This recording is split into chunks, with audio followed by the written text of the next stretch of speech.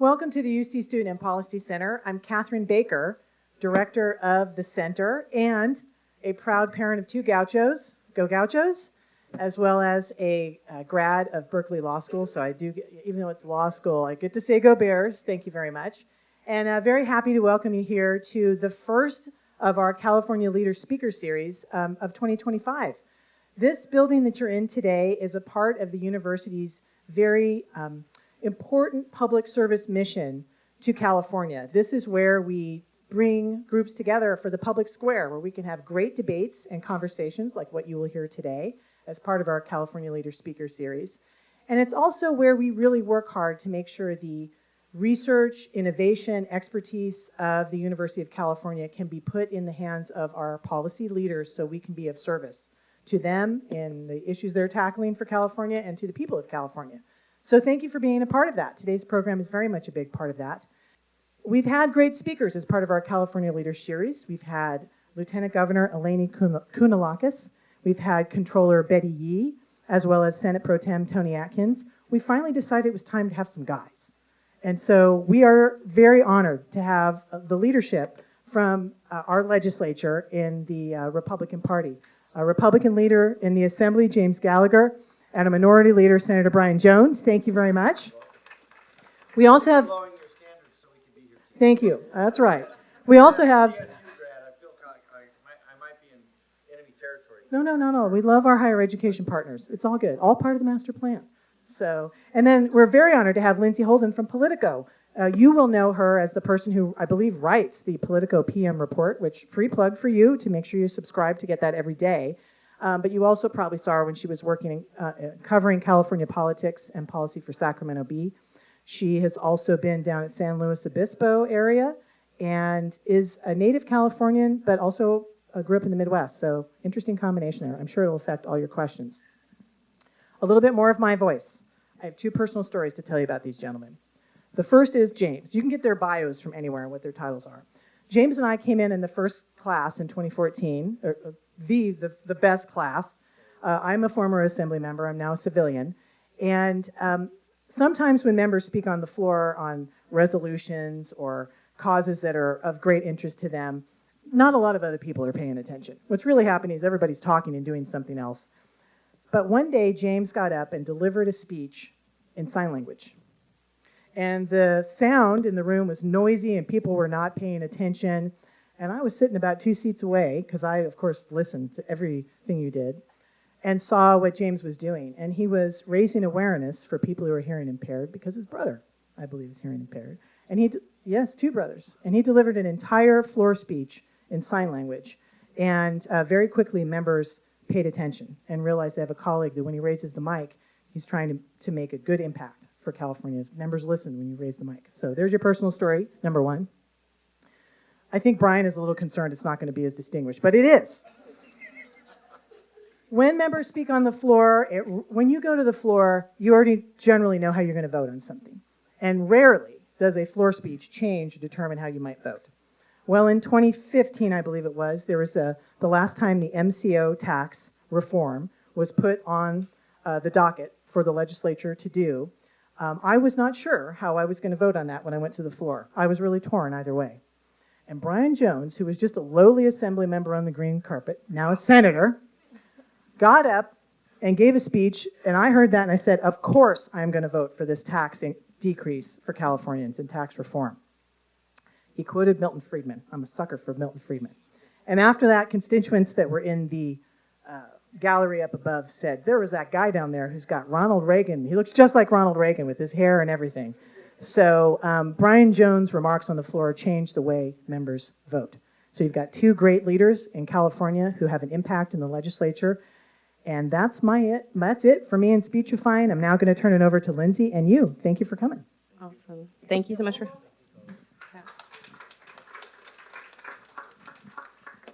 Yeah, well, thank you so much for having me. Excited for this discussion. And I have a wide variety of questions, but I kind of just wanted to sort of start out with, obviously you all have been in the ledge for a long time, and I'm curious, how you think your party has changed in the state, how California Republicans have changed how your role in the legislature has changed as a party over the time you've been in the Capitol.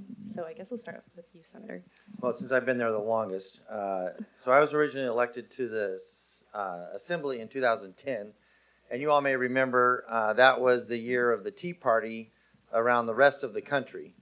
And every single state in the United States of America in 2010 picked up Republican registration, at least one seat in either their House or their Senate that year. Some states actually flipped control from Democrat to Republican. I think there was about 10 states that the House or the Senate flipped that year. One state that year lost a Republican seat in their House. I'm sure you all can guess which one state that was. Is California likes to be special. We were that one state. So we came in, my class in 2010, we came in all wound up and excited and fired up because there's a Republican red wave across the country. It just kind of missed California this year. But in 2012 and 2014, we're going to come back and we're going to get the majority in 2000. That was really our mantra in 2010, is we were going to get the majority in 2014. Well, that obviously didn't happen either. And we lost seats. We lost seats again in 2012. We picked up seats in 2014 when James's class came in. So we got back to where we were. So we were at 28. And then, since then, we've been kind of going backwards a little bit in California. And I think, one of the things that has changed is California Republicans back then were too easily tied into the national Republicans, the D.C. Republicans, and who's running for president and who's doing that. And so I think between 2014, 2018, and then we kind of upped our game a little bit more in 20 and 22, differentiating what's a California Republican, still tied to the basic principles of individual responsibility, limited government, lower taxes, government doing what it's supposed to do, not more than it should be doing, but changing our messaging so that we're appealing to Californians, not a national audience. That's kind of what I've been focused on even a little bit more since I've been leader. Yeah, super interesting. Assemblyman, yeah. What do you think? Yeah, I'd say, one big way we've changed is there's a lot more of us. Actually, over 1 million new registrations to Republican in California since 2019. We were third place, right? We had the Democratic Party had the most registrations, and we got surpassed by a decline to state. I think it was somewhere around 2017, thereabouts. But since that time, we put a very proactive effort into outreach, reaching out, registering voters. Been many different programs on that front. But I give a lot of credit to our chair, Jessica Malone Patterson, who made that a big priority. Who I think has really helped get the party focused and on the right track. And we've been partners with her in that on the legislative side. So one big change is we are growing. And I think another big change, obviously here recently, is the votes that we're getting from the Latino community in the state of California, which I think is a very positive development. And I'm sure we'll talk about that more. But those are two, I think, pretty big changes. And I think you've seen it in our caucus. We actually now have 8 legislators who are Latinos in the state. They just recently announced they're forming a Hispanic caucus in the legislature that will be bipartisan. And they're saying, look, we want Republicans and Democrats to be part of this, and we want to focus on issues. And so I think those are some two big changes here recently, or at least in the recent years, that have been going on in the Republican Party. Well, I think just to double down on that, because that's actually a very important point, is the diversity of the Republican caucus now, both in the Assembly and in the Senate. We have 3 Latinas, female Republican senators in the Republican caucus in the Senate, plus a Korean American, and for the first time in history, one of the California political caucuses is majority female, and that's the Republicans in the Senate. We have more women senators than male senators, and that's the first time that's ever happened. This is where I always joke that Jones is about to get ousted. I think I'm okay for now, and so that's. I think that might be the biggest difference between now and 2010.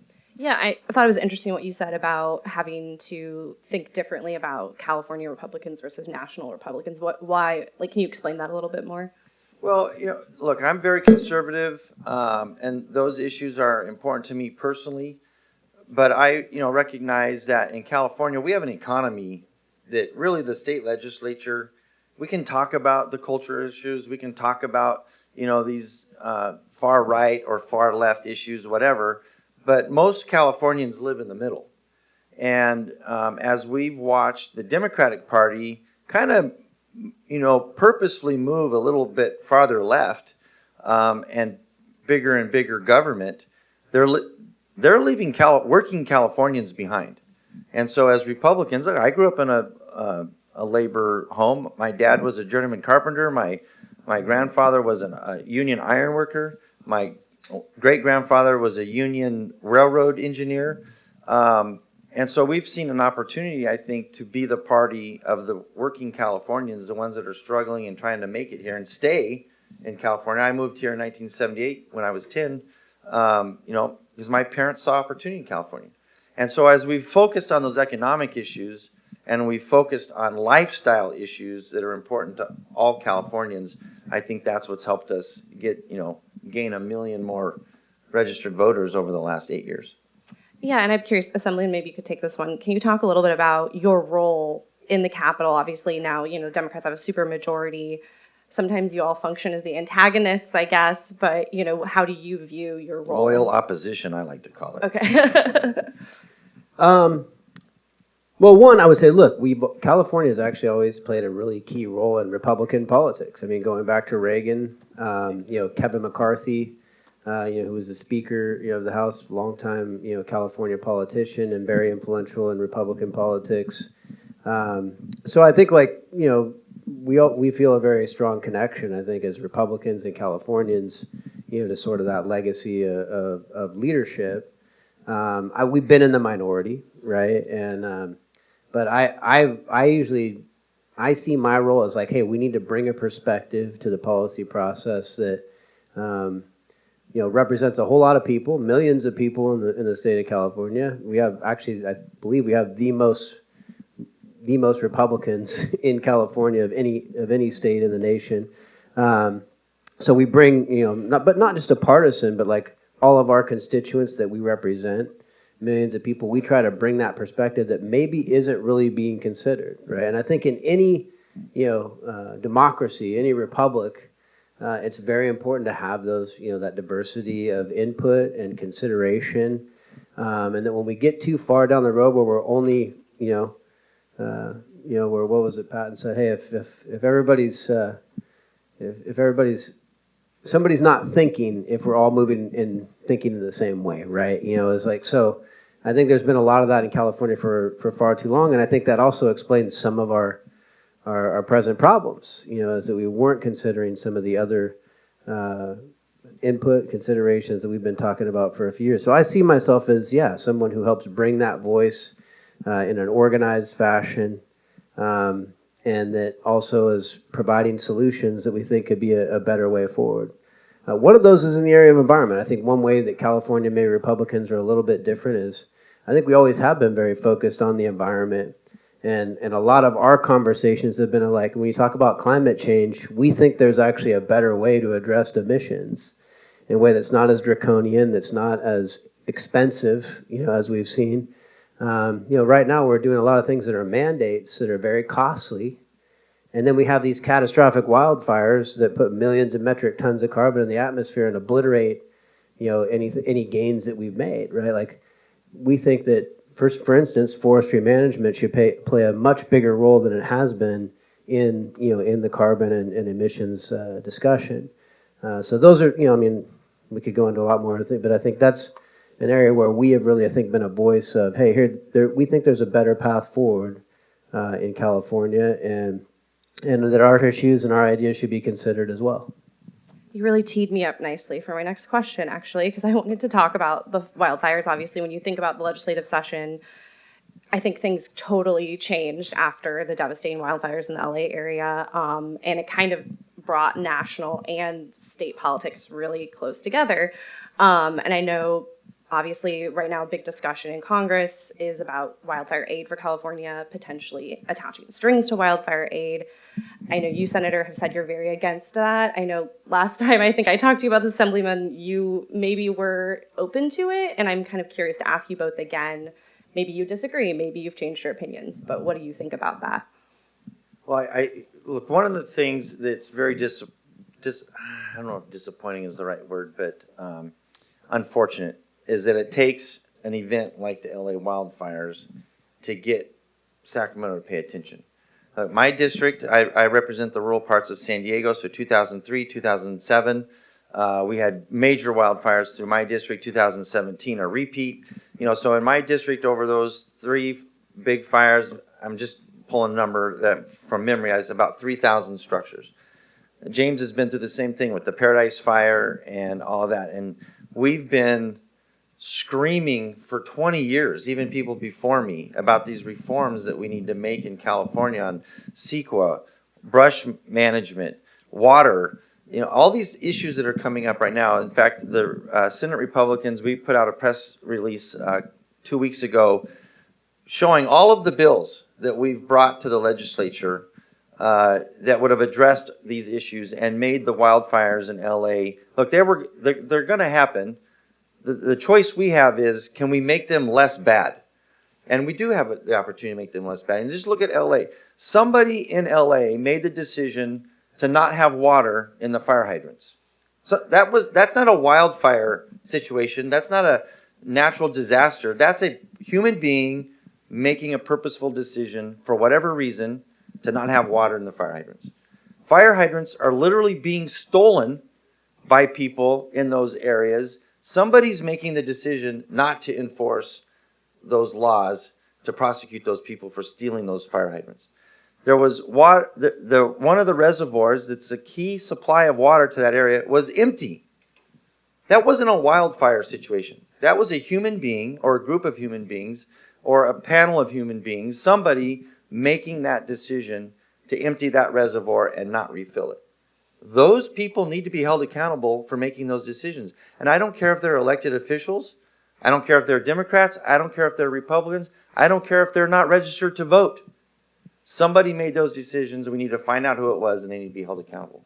And so those are, some of the things that I'm hoping as we move on with this wildfire recovery in LA, we can make some statewide changes in our policies that will address those going forward.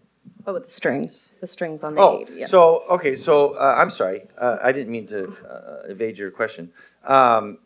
So I've been very clear from the beginning. For the wildfire victims, it's our job, I think our duty as neighbors, as Americans, to serve those communities that need the help as fast as possible, with as much help as we can get them as fast as possible.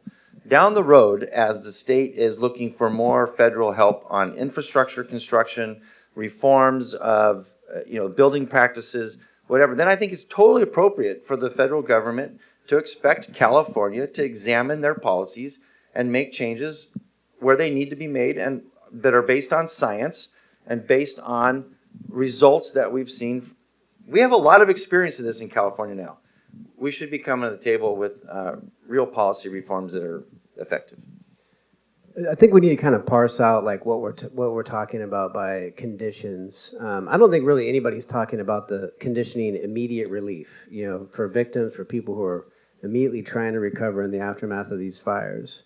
But what people are talking about is that, hey, we do need to do things, right, to ensure that we don't have these disasters again, that we mitigate, for these disasters in the future. And so, look, this isn't anything new.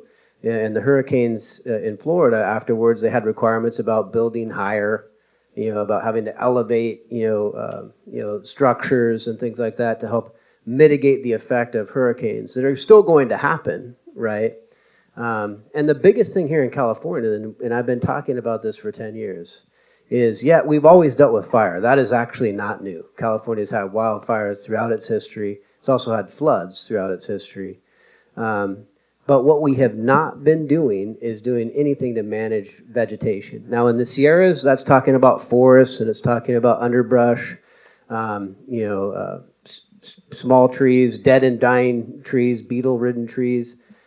You have to get in there and manage that, get that out. We actually the natives actually did a great job of this. So initially Native Americans, long before any of us all got here, right? Were burning the forest and purposely, intentionally burning the lower parts of the forest to clean it and make sure that was not going to become a fire hazard.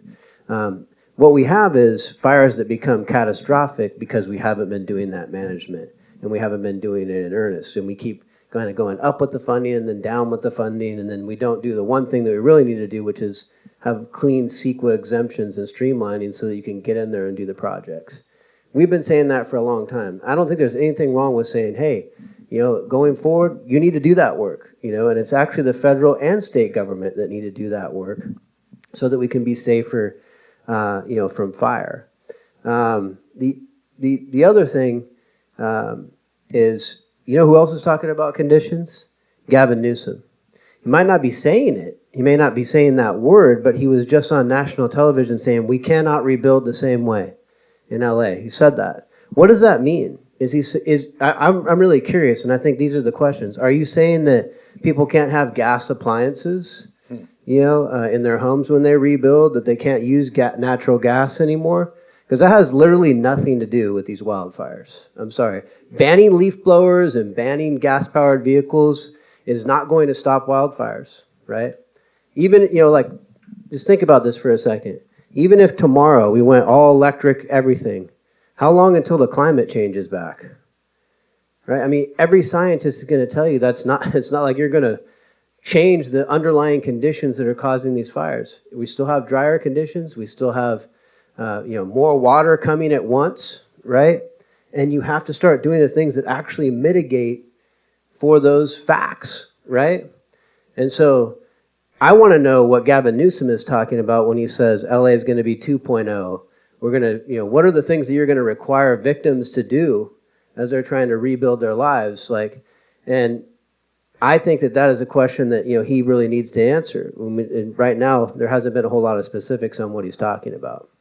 That's a really good point, actually. So that's not an unequivocal no on the conditions, though. Just. So you evaded the question too. I was there in LA, with the senator, and what was the first thing that the president said? We're here to help, and I'm going to remove all the permitting requirements. On the federal side, there's going to be no bureaucracy in the way, no permitting. And he said, I hope you guys will do the exact same thing. So I heard a president who said, hey, I'm here to help, and I'm going to provide whatever relief I can. We're going to bring us back. He talked about the Olympics and how important that is to the region and having the Olympics come to LA. So I think that we need to provide the relief, but we also need to do the things at the same time that are going to ensure that we don't have these devastating events, going forward in the future. I know you said maybe last month that you've been in touch with Speaker Johnson. Have either of you been in touch with colleagues in Washington? Have you had conversations about this? I've met with a couple of the Congress people. I've not spoken to the Speaker yet. We've been communicating with his office. Yeah, we've been in touch with our congressional colleagues, and I think they have this exact same mentality. Hey, how do we actually provide the relief? We've all been through this. Many of us have already been through this. Our constituents have been affected by wildfire. We want to help our brothers and sisters in Los Angeles, but we also want to stop this stuff from happening. This is not the first fire, right? I had the Camp Fire in 2018. The year before that, it was Sonoma and the North Bay fires, right? Then after that, it was the North Complex fire. And then after that, it was the Dixie fire. Just last year I had the Park Fire, right, in my district. It was caused by an arsonist, who decided to roll a fiery car down a canyon and start that fire. It became almost a 1 million acre fire. We're tired of dealing with this, right? And we want to see actually some change that helps avoid these kind of catastrophic fires from happening again. And I think that's, again, you hit a really important point that I want to double down on is this, the arson aspect of all of this. A lot of these wildfires have been started by arson. Well, what are we doing on the public safety side of things in prosecuting these arsons? I don't know. There's never been, as far as I can tell. We have a bill on that, actually. Good. I mean, I've not seen any follow-up on that after somebody, if somebody commits arson and the fire kills somebody, I think that should go to the highest level of prosecution available at the time. Gotcha. kind of want to stay on this topic a little bit of like federal impact on California. Obviously, the new administration, things change. Obviously, the incoming, the president has talked about mass deportations, potentially getting rid of the Department of Education. These are things, obviously, we're sitting here, you see, these are things that would affect people in California. And I wanted to ask you, what do you think about some of this stuff, some of these, immigration, Department of Education, et cetera? I think, one of the things I've figured out with this president, and I think a lot of people have figured out recently as I've seen some of the coverage of some of the things he said. Let's go back to the conditions on the wildfire victims, right? He comes out and says this big, bold, big, controversial statement, right, that gets everybody's feathers ruffled across the spectrum of politics, right? And then he hangs on to that comment for a period of time. And then regarding, the fires, we have a meeting with him face to face in California, in the middle of the Palisades, in the middle of the burnt down community. And he says, what's the first thing he says? He says, there is no golden age without the golden state. So, completely, he doesn't do a 180. He just is moving the needle back to reality. So I think on these issues, like you're talking about the Department of Education, is he really going to eliminate the Department of Education? I mean, I know that's what he's saying, and that's what he's putting out there as a proposal. But he's not the first Republican president to say that, and nor the first Republican to say we need some big reforms at the Department of Education. And I think even if you're a big Department of Education fan, which would be weird to me, but maybe not to you. Okay, do you agree with everything they're doing right now? Do you believe that they're as efficient as they can be? Do you think there should be no reforms to the Department of Education? I don't think there's anybody that goes that far, right? And on the deportations, one of the biggest, boldest statements is we're going to have mass deportations. Well, is that even possible? But can we all agree to focus on the violent criminals first? Can we agree to focus on the people that some of these third world countries have let out of their prisons to come over our border, on the southern border, unchecked? Can we agree at least on that? Can we find somewhere where 80 or 90% of Americans agree we need to reform what's going on the border? I've been on the border personally myself and done a tour. They opened the electric gate for us to drive through up onto the levee between San Ysidro and Tijuana. And as you all probably know, there's a river that separates the two countries. It sometimes flows with water, most of the time flows with trash, unfortunately. And immediately, I wasn't through the gate more than 5 minutes, and there was a group of people detained by Border Patrol. And the Border Patrol has a term, OTM, other than Mexican. And for the first time in history, their detainments are people coming from countries, and all that entire group was from either Africa or Afghanistan, or the Istan countries, they call it. And, I live the border because my district is near the border. There's been interactions of detainees coming from China with designer backpacks, designer shoes, and designer clothes. Why are they coming? And why are we not interviewing them and figuring out why they are coming and what's their purpose? And so I think we just need to get to the point on this immigration issue. Let's start dealing with the parts of it that the most of us agree on. Yeah, go ahead, Emily. Yeah, I mean, there's a reason why this president has record approval rating right now. And it's because people actually really support what he's doing. And what is it? Let's get down to the real nitty gritty of what he's doing. Is he's saying, look, government has gotten way too big in Washington, D.C. The greatest accumulation of wealth over the last 10 years has actually been in the Washington, D.C. area.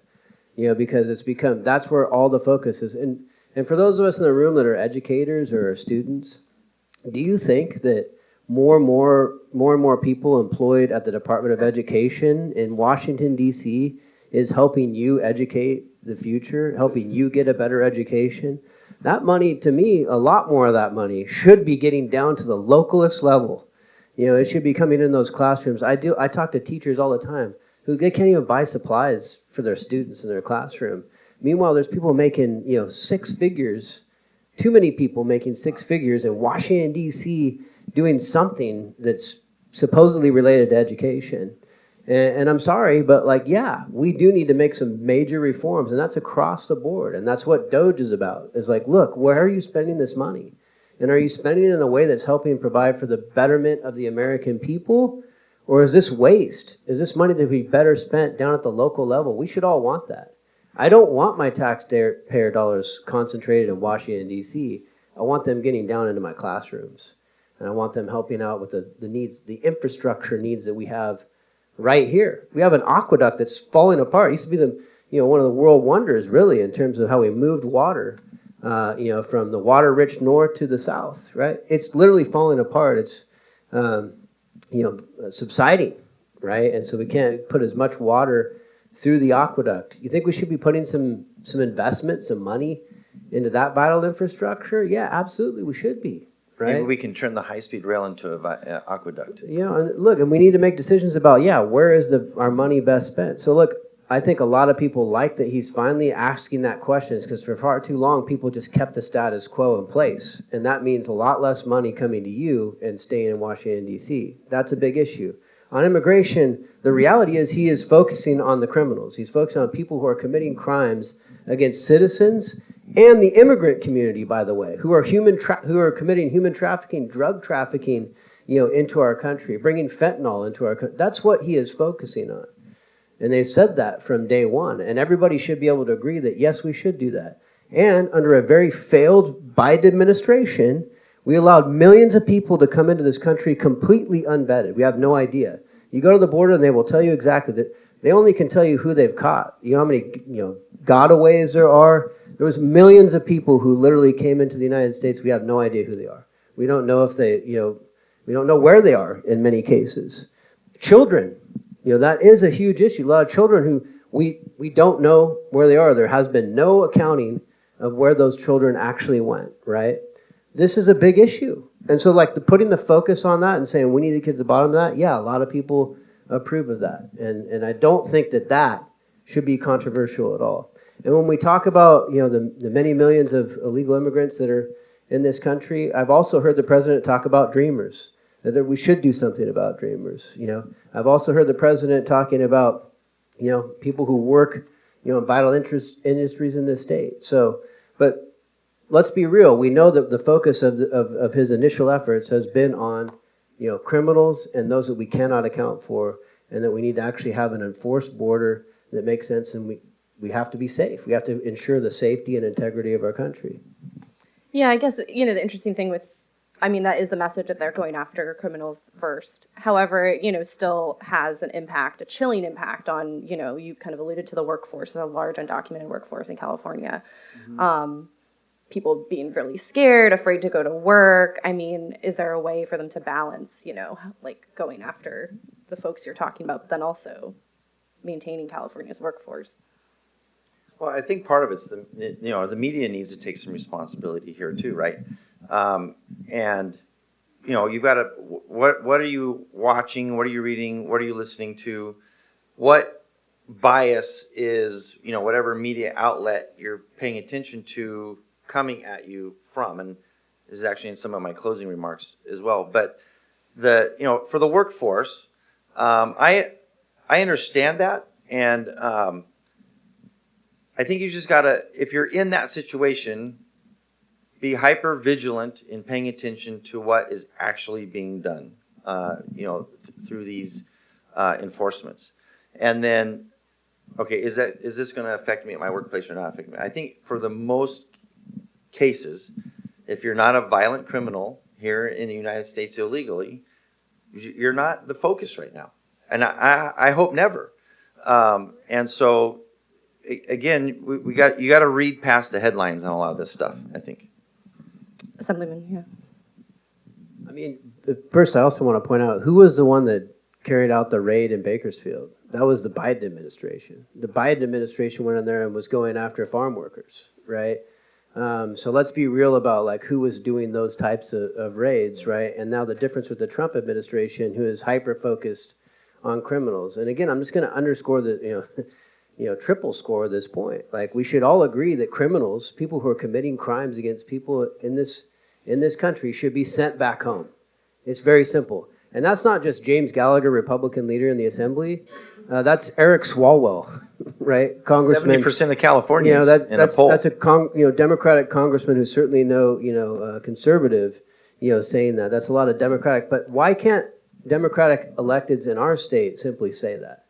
Last week you saw this in the news. There's the Trump-proofing California bills that worked their way through the legislature. Which, by the way, that's a really good way to start off. And that was totally political. That was Gavin Newsom wanting to set up his next presidential run. It's all about politics, period, end of story. But the legislation that moved forward was about money going to help, immigrants with different civil issues, right? And it came up in the budget hearings. Well, how can you ensure to us, we were asking the governors of his administration, can you assure us that money's not going to go to help protect criminals from deportation proceedings? And they could not answer the question. They said, well, we can't really answer that question yet. Or in another instance, they said, we can't really give those assurances, right? So we simply asked, as the minority party, let's just have a simple language that goes into that bill that says none of this money, let's prohibit, none of this money shall go to help criminal illegal immigrants avoid deportation. Very simple. And the Democrats couldn't bring themselves to do it. Instead, they did a letter to the Journal, right, which is not binding, which is, does nothing to a legal effect, right? Makes them feel better. And all they had to do was just take the amendment that we offered, right, and put that in the bill. It's a very common sense thing. And they could have moved it forward. And they didn't. So they passed it anyway. And then who's the one who said, yeah, actually, you probably should do the amendment? Gavin Newsom. Now, look, I'll give it to my Democratic colleagues. The guy is a total chameleon, right? And he never misses an opportunity to throw Democratic legislators under the bus. It's not the first time, by the way. He did that when he went back to New York, and he said, I had to jam my climate legislation through the legislature, again, throwing his Democratic colleagues under the bus. But the bottom line is it is common sense. Like we should not, and that should be, everybody should be able to agree, we do need to go after criminals. We need to make sure that criminals, in this country illegally should be deported. Yeah, I mean, actually I'm curious, obviously California has SB 54, so-called sanctuary state policy that limits local law enforcement's ability to work with federal immigration authorities, and it stood up in court during the last Trump administration. I mean, obviously I think there's been Republican lawmakers who've gone after that. Is that something you guys are interested in this session, like taking on SB 54? Well, I think there's some reforms that certainly need to happen with SB 54, because now we have a situation in San Diego County where the County Board of Supervisors on a 3-2 vote voted to make San Diego, in their terms, a super sanctuary county, meaning that they're going to prevent any law enforcement in San Diego County from cooperating with any federal law enforcement agency on any crime. So you can be an illegal immigrant in San Diego, be a murderer, a rapist, a child trafficker, a fentanyl importer, a fentanyl dealer, fentanyl pusher, whatever, be arrested, prosecuted, found guilty, convicted, and still the county government is not going to cooperate with ICE on those type of prosecutions. Fortunately, our sheriff said the supervisors can do whatever they want. I'm independent of the supervisors. I'm going to do what I want. So I'm introducing a bill next week that we'll be doing a press conference in San Diego that will not allow counties to go beyond SB 54, state law, and then we're going to put in some reforms. Right now, SB 54 says that the counties and the locals can cooperate with ICE on these types of crimes. We're going to require them that they have to cooperate with the federal agencies on these types of crimes.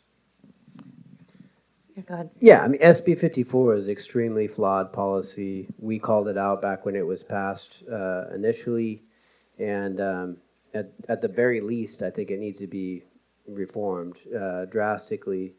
But I mean, let's just take a step back. Do you know what sanctuary policy does? I mean, it gets thrown around a lot, but do you realize what it actually does? It basically says when somebody has actually been convicted of a crime, right? And is being held in a prison or a jail, that literally our local law enforcement, your sheriff or your police department cannot cooperate with ICE, that when that person is released, that they are deported back to their own country. These are people who have committed crimes, right? Now, look, people will get into the details and say, oh, well, it only says that for misdemeanors and certain felonies, like really serious crimes and felonies, they are allowed to cooperate on. But that's one of the tricks that they do, is they reference certain crimes, but there's a whole bunch of crimes that aren't in there that are felonies. One of them is sexual crimes are not included in SB 54. So they cannot cooperate, for instance, with pedophiles, who have been convicted and have been put into jail. Yes, I think we should cooperate with ICE to get them the hell out of here, right? They shouldn't be allowed to stay in our country. We shouldn't provide them sanctuary, right? I think we can all agree on that. And you know what? We gave that common sense proposal just last year in the legislature. We said change SB 54 so that we're not protecting those folks. And it got killed on a party line vote, Democrat versus Republican. I'm sorry, we have to stop justifying and excusing these crazy policies, right? And of course, people will say, oh, we're talking about, the auntie that maybe gets caught for, a misdemeanor crime. She shouldn't have to, pay in that way. That's not what we're even talking about. We're talking about serious crimes, felonies, where they are not allowed, literally not allowed, to work with ICE to deport those people back to their home countries. It shouldn't be the case. It's very flawed policy, and absolutely it needs to change. Here's just real quick, I want to point out the hypocrisy on this sanctuary policy. Is when you look at the violent crimes that are being committed by this community, it's usually other immigrant communities are their victims. Right. And so and it's not it's not every one of our Democrat colleagues that are, but it's a section of that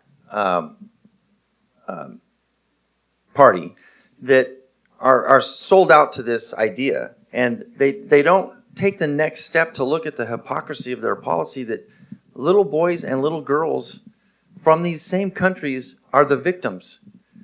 Single women are being, or some in cases married women, are being raped and trafficked by these same violent illegal immigrants that we're talking about.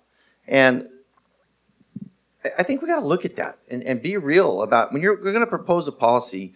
You got to stretch it out to its end and what's really happening on the streets of San Diego and the streets of LA and the Bay Area and our backcountry rural communities that are being negatively impacted by this. I'm going to let Lindsay ask one more question, sure, maybe one or two more, and then we're opening up to you. So get your those thinking juices going, because it's such a calm conversation here on light topics. So Lindsay, a couple more and then to the audience. Well, thank you for breaking some news, Senator. That's helpful for my purposes. And then also, kind of talking about potential legislation this year. Obviously there's some of the policies we're talking about now. Obviously, affordability is something we've talked about.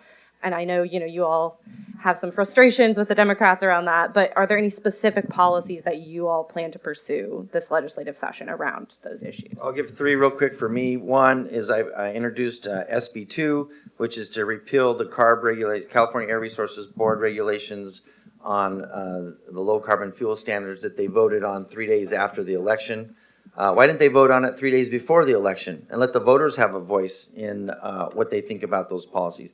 So we want to repeal that. I'm working on an elderly parole to repeal one of the laws that the Democrats and the governor snuck through on a budget bill a couple of years ago, allowing elderly sexual crime perpetrators to get out of prison early if they're 50 years old. I'm 56. 50 is not old, by the way. And then I'm working on some sexually violent predator reforms as well, based on the audit that I had approved last year. Gotcha. Assemblyman? Yeah, one bill I introduced last week, and I think we'll have a lot of support, from our caucus, and I'm hoping it'll be bipartisan support, is ordering the PUC to reduce utility rates by 30%.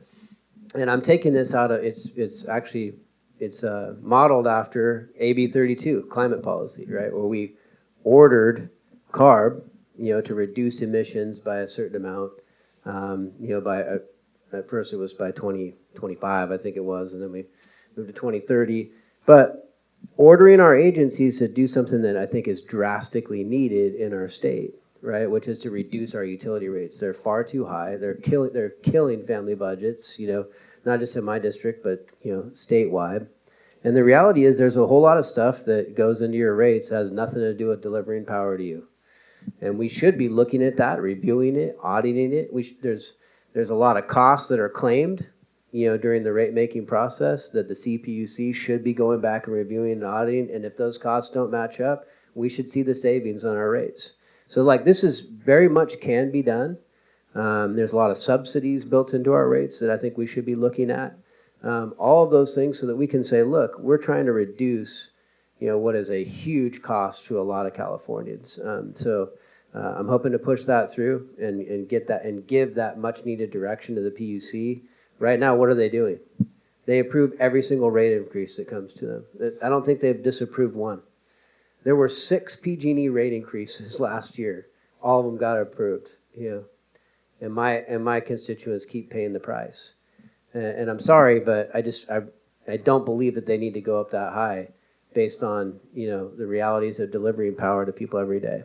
So that's a big one. I think you'll also see from us a lot of things like trying to reduce costs on housing by removing some of the barriers to building new housing, development impact fees, and such that will help lower the cost of housing. That's another huge one in the state. So, and others as well. But I was going to ask really quick. I know I heard at the PPIC event recently, you kind of seemed to be talking about CEQA reform, which would be interesting. I don't know if you've talked to any of your Democratic colleagues about that, but obviously CEQA reform has been kind of a ongoing issue for some time. Yeah, look, I think on the housing side, on the wildfire side, reforming CEQA and saying, look, we're going to have either a streamlined or exemptions in many areas so that we can build housing and so we can get into our wildlands and remove vegetation is a no-brainer. And I will say, I have heard a lot of bipartisan discussion about that. And I'm very encouraged that I think, this could be something that could be very bipartisan.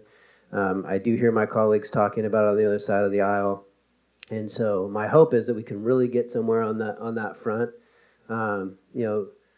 Housing and protecting us from fire. Two huge areas that we can make good progress on and actually make it more affordable, especially in the housing front. So I think that's a big thing we want to hopefully engage on and get some real results.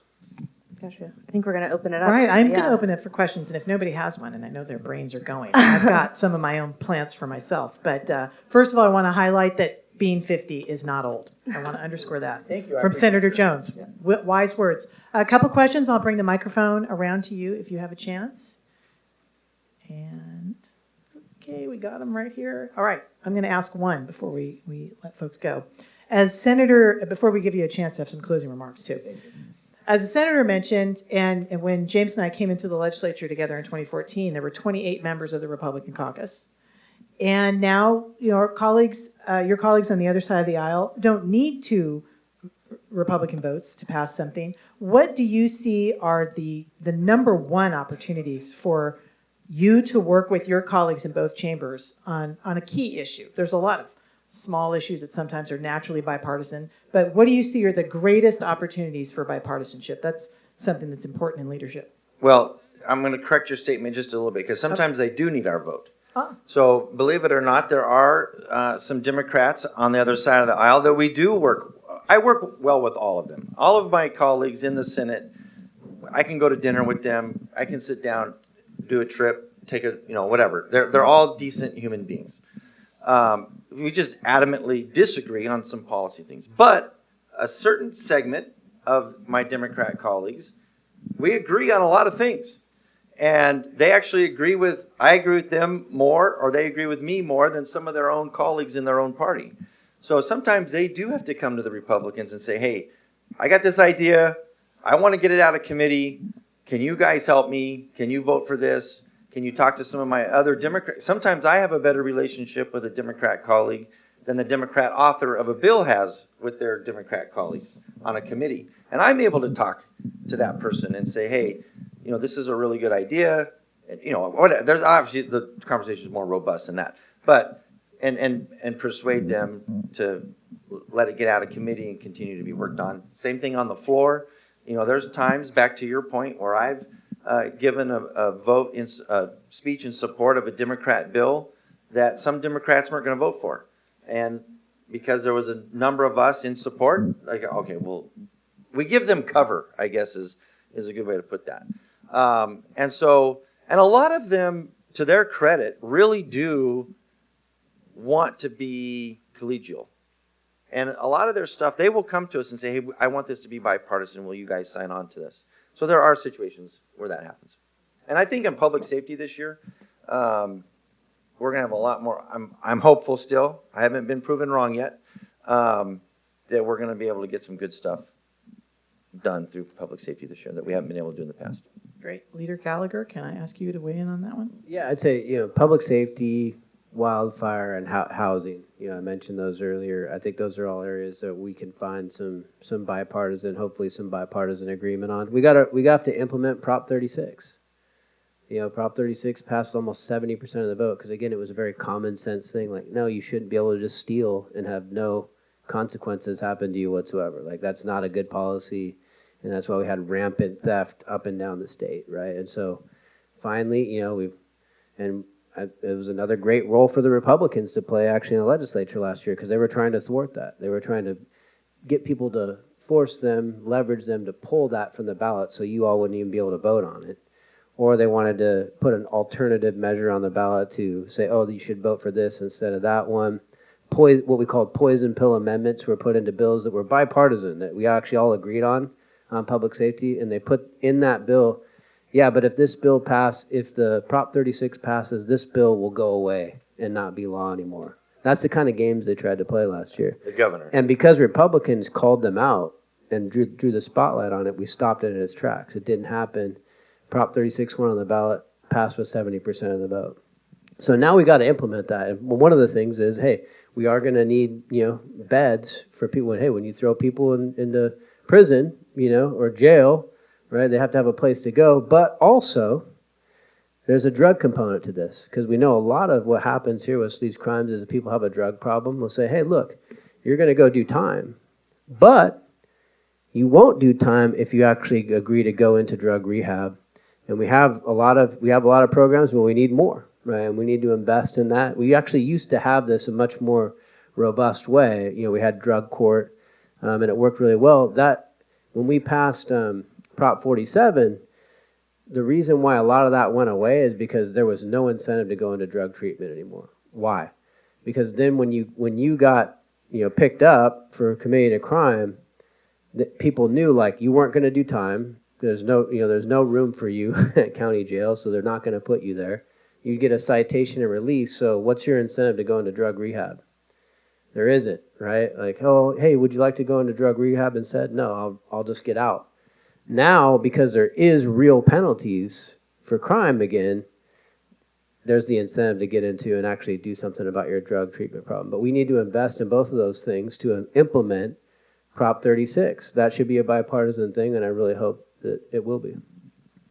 Bipartisanship is my jam, and it's one of the things we're glad today that we were able to have not only some men from our leaders after having some great women leaders in California, but folks from the Republican side of the aisle to have voices and to be heard today. That's what UC wants to make sure we get different points of view. Any other questions before we turn it back over to our colleagues for some closing parting remarks? All right, thank you. You get like 1 minute, and so does Lindsay. Okay. Well, first of all, let's give Lindsay a round of applause. She did a great job this morning. Please. And this is a big deal. Look, I want to close on where James just started and Catherine about the partisanship. Look, obviously there was a lot of Democrat versus Republican conversation here today. But I want to just assure you that the legislature is not nearly as partisan as the media makes us look. And what I said before about every single one of my Democrat colleagues in the Assembly and in the Senate, I'm totally capable of going out and enjoying a dinner with them and having an adult conversation.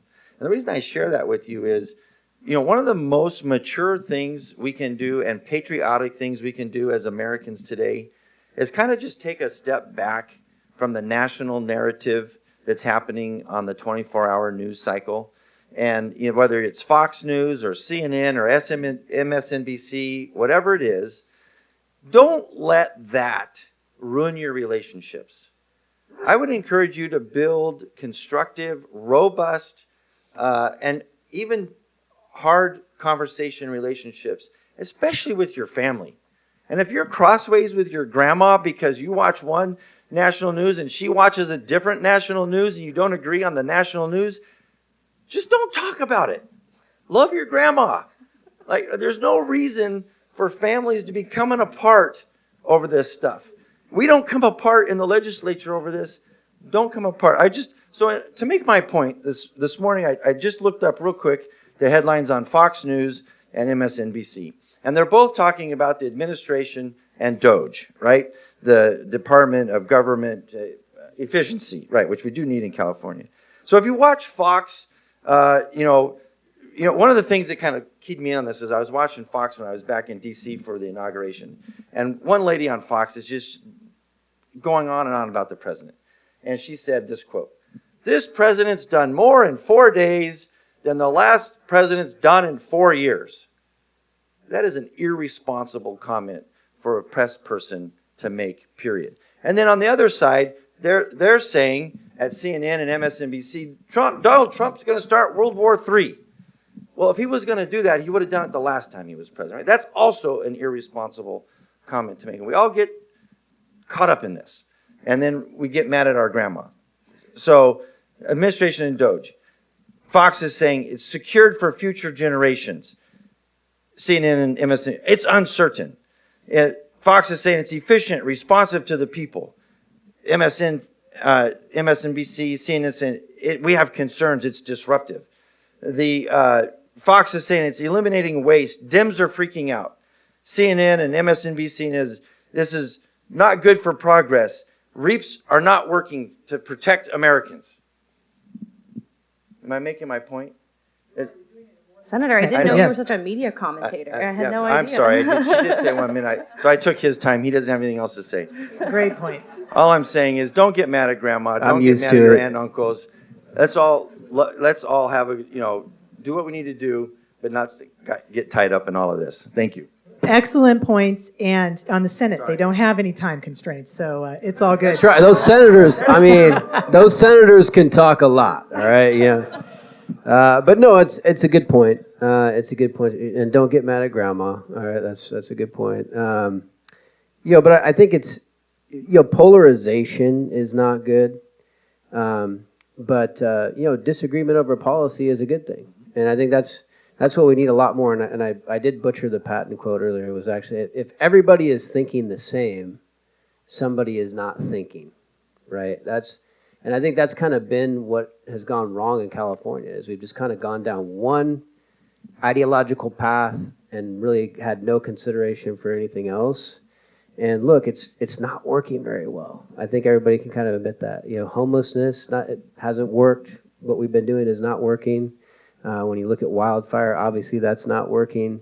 When you look at our poverty rate, actually has increased. It's increasing, not good.